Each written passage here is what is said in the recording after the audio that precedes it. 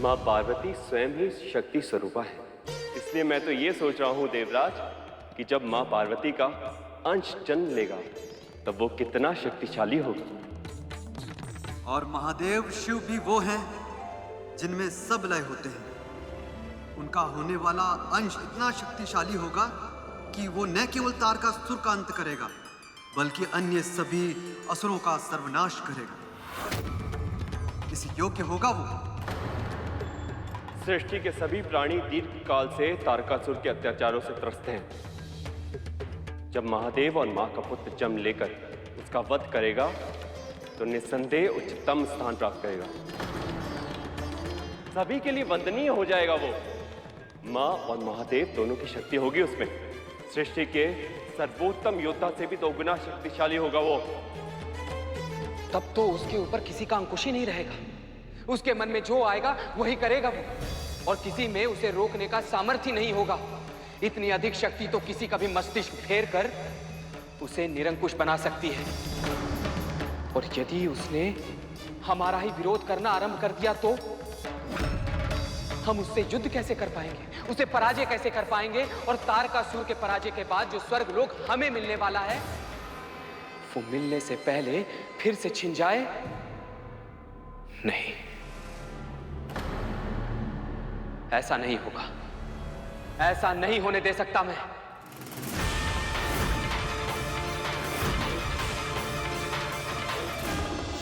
यही है जीवन की विडंबना।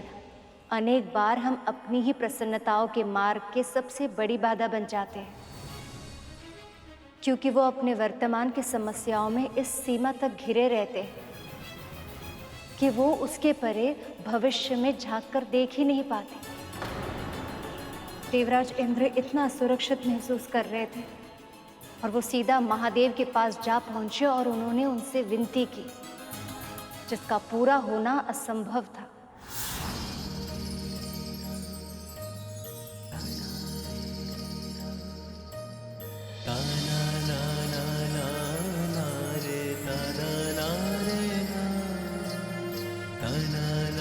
महादेव, महादेव कृपया दर्शन दीजिए। महादेव दर्शन दीजिए।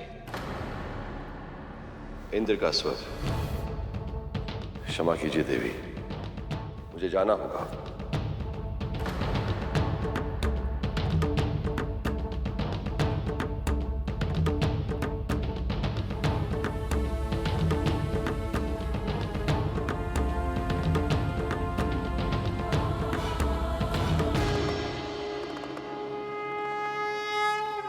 देवगण, आप यहां? आप सब चिंतित क्यों हैं? प्रभु, आप तो अच्छी तरह जानते ही हैं कि मां पार्वती और आपके विवाह के लिए हम सभी देवताओं ने कितनी लंबी प्रतीक्षा की। आपके पुत्र के जन्म के लिए कामना की है, प्रार्थना की है, क्योंकि इस पूरी सृष्टि में केवल वही है जो तारकासुर का वध कर पाने में सक्षम होगा। केवल वही है जो इस संसार को राक्षसी अत्याचारों से मुक्त कर पाएगा। प्रभु,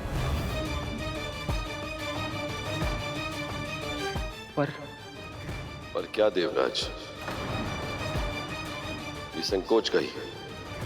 पर महादेव, जो पुत्र आपके और आदि शक्ति स्वरूपा मां पार्वती के मिलन से जन्म लेगा,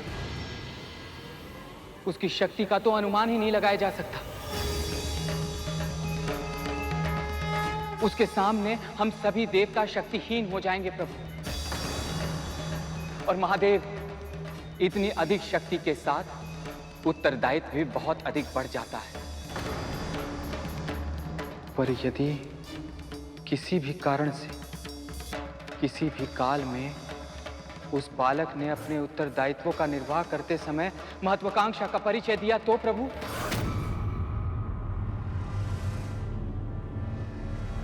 प्रभु, इतनी असीमित शक्ति यदि उसके स्थान पे किसी व्यक्ति में हुई तो वो स्वर्ग पे अपना आधिपत्य स्थापित करने के लिए एक क्षण का भी विलंब नहीं करेगा।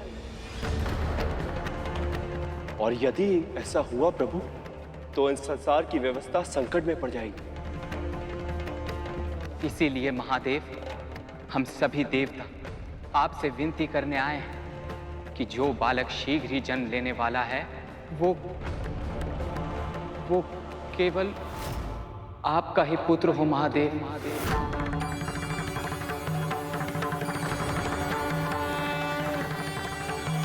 केवल आपसे ही उसकी उत्पत्ति हो। हमें ये वरदान दीजिए महादेव, हमारे मन की इच्छा पूरी कीजिए महादेव।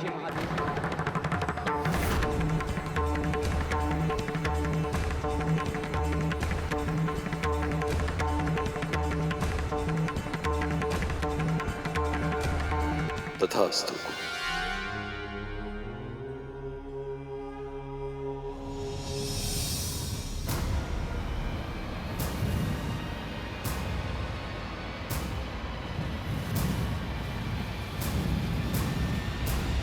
ये बात तो देवता भी जानते हैं कि एक संतान के जन्म के लिए, उसके पालन पोषण के लिए एक माँ का होना कितना आवश्यक है।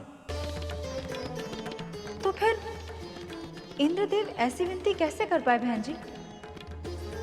और महादेव, उन्होंने उनकी विनती स्वीकार ही क्यों की? तारकासुर के कारण।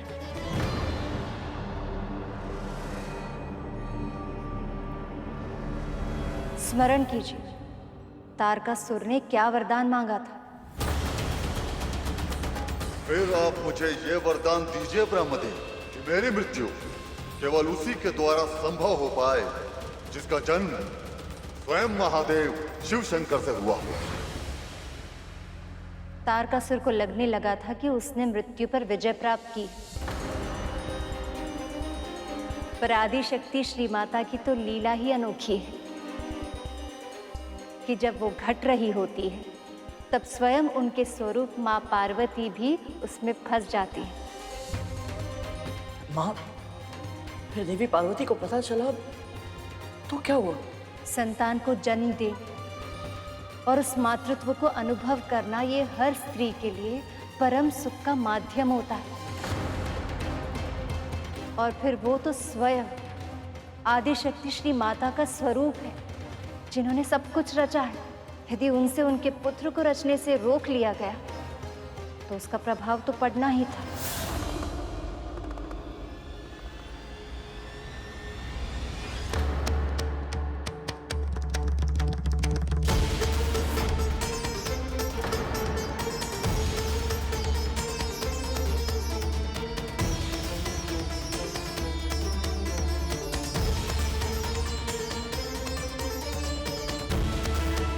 ये क्या कर रहे हैं आप? पुत्र की उत्पत्ति केवल महादेव से कैसे हो सकती है? संगम और समागम की जिस क्रिया के लिए स्त्री और पुरुष दोनों की आवश्यकता होती है, उसे केवल महादेव से संपन्न कराने की प्रयास कैसे कर सकते हैं आप सब? और आपने ये क्या किया महादेव? देवताओं ने अपनी मनोकामना व्यक्त की और आपने बिना सोचे समझे उन्हें इतना बड़ा वरदान दे दिया। आपने मुझे किस धर्म संकट में डाल दिया महादेव? यदि मैं आपके वरदान को अस्वीकार करती हूँ तो अपने पति के दिए हुए वचन का मान न रखने के पाप की भागी बनूंगी। और यदि इन देवताओं की अनुचित मांग को पूरा किया तो स्वयं संतान के सुख से वंचित रह जाऊंगी। हमारा पुत्र तो हमारे प्रेम का फल होता महादेव, हमारे जीवन का वरदान, हमारे वाटिका का फूल। उसे कब और कैसे जन्म लेना है, उसमें व्यवधान डालने वाले ये सब होते कौन है?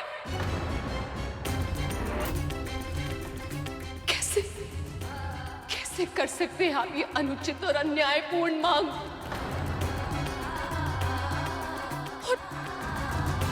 और आपने तनिक भी नहीं सोचा मेरे बारे में और इतना बड़ा वरदान दे दिया। एक स्त्री को ममता के सुख से वंचित रखने से बड़ा अपराध और कोई नहीं है। क्या दोष था मेरा महादेव कि मुझे इतना बड़ा दंड मिला?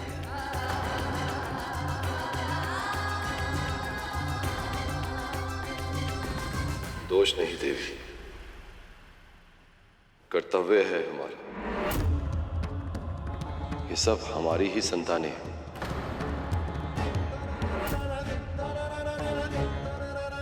उनकी रक्षा और हित का विचार करना हमारा ही दायित्व है।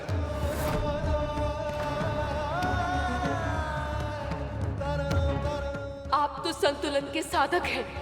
इन सभी उद्देश्य को एक साथ साधने का और कोई उपाय नहीं था आपके पास महादेव।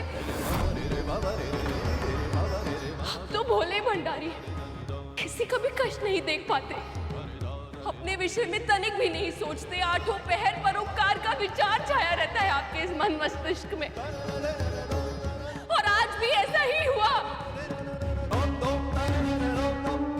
आपके इस भोलेपन का लाभ उठाया इंद्र और इन सभी देवताओं ने। अपने स्वार्थ के लिए आपने जो मुझसे छीना है, उसकी पीड़ा का आभास आपको तभी होगा जब जीवन का वही वरदान आपसे भी छीन लिया जाएगा।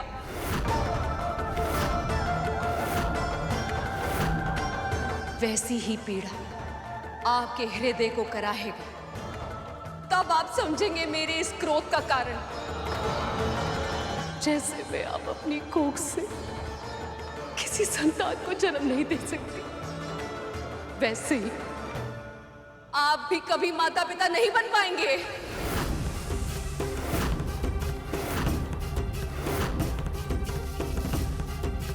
संतान उत्पन्न करने के लिए आपको किसी न किसी पृथ्वीवासी पर ही निर्भर रहना होगा, और यही सभी को मेरा श्राप है।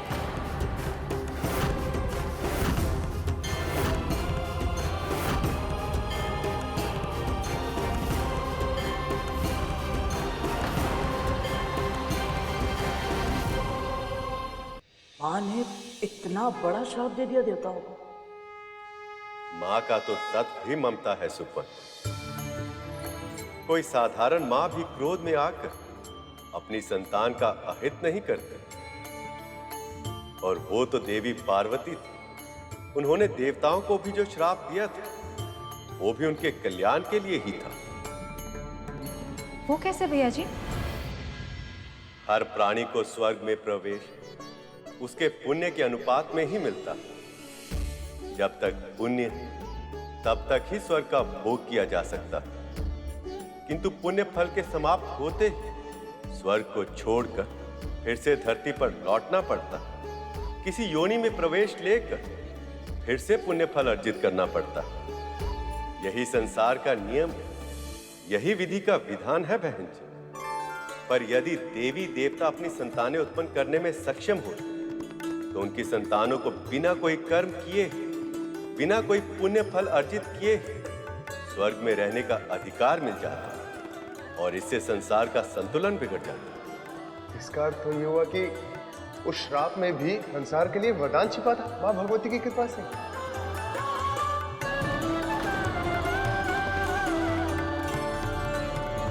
परंतु एक प्रश्न है, माँ के बिना कार्तिकेय जी का जन्म हुआ कैसे? जब से महादेव ने देवराज इंद्र को वरदान दिया था, तब से देवी पार्वती बहुत दुखी अनुभव कर रही थी।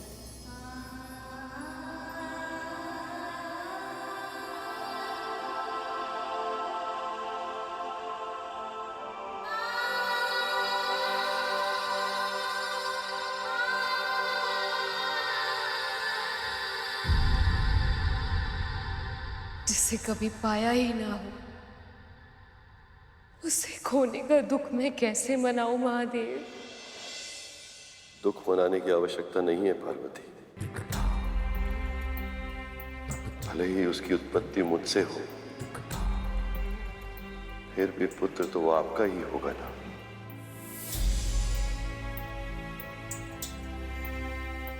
पर मैं उसे जन्म क्यों नहीं दे सकती प्रभु? क्योंकि केवल तारकासुर का वरदान एकमात्र कारण तो नहीं हो सकता कि आप मुझे और स्वयं को इतने सुंदर अनुभव से वंचित रखें।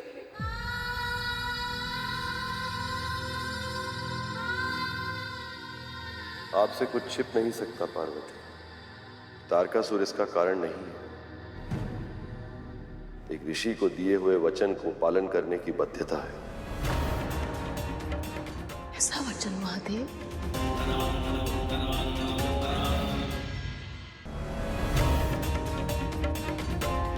आइए पार्वती, आपकी किसी से भेंट करानी है।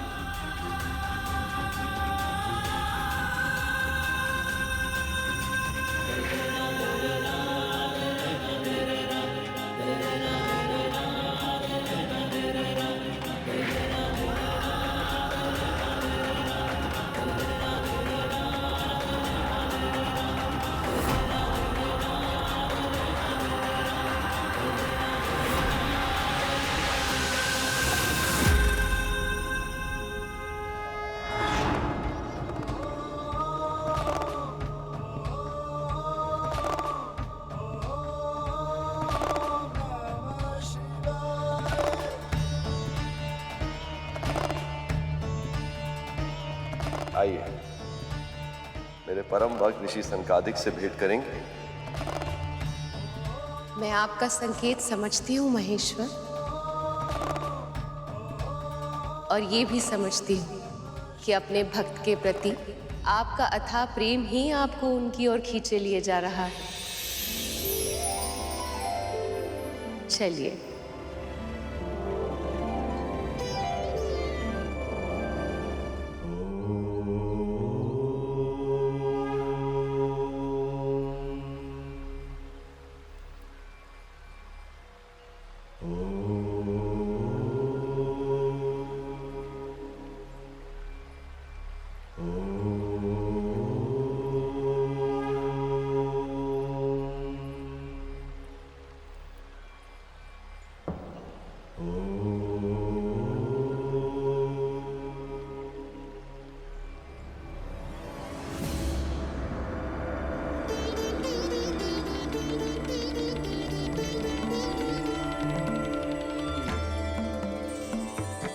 महादेव, माँ पार्वती, प्रणाम।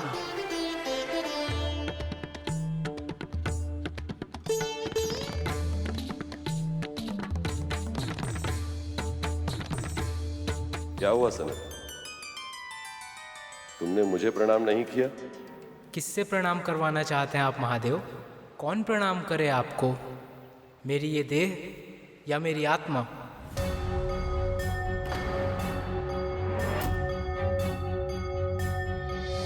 क्योंकि यदि आप चाहते हैं कि मेरी देह आपको प्रणाम करे तो ये तो नश्वर है, और यदि आप चाहते हैं कि मेरी आत्मा आपको प्रणाम करे तो वो तो उसी का अंश है जो आप हैं।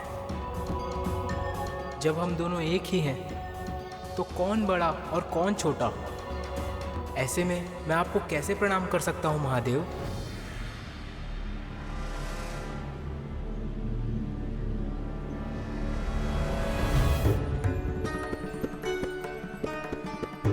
सनत, ये तुम क्या? सत्य कहा सनत। मैं तुम्हारे तत्व ज्ञान से बहुत प्रभावित हूँ। वरदान मांगा।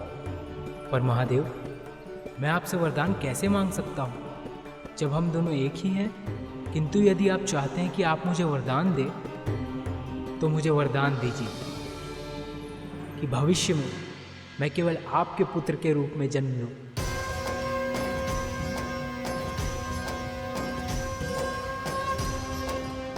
तथास्तु, तथास्तु, तथास्तु।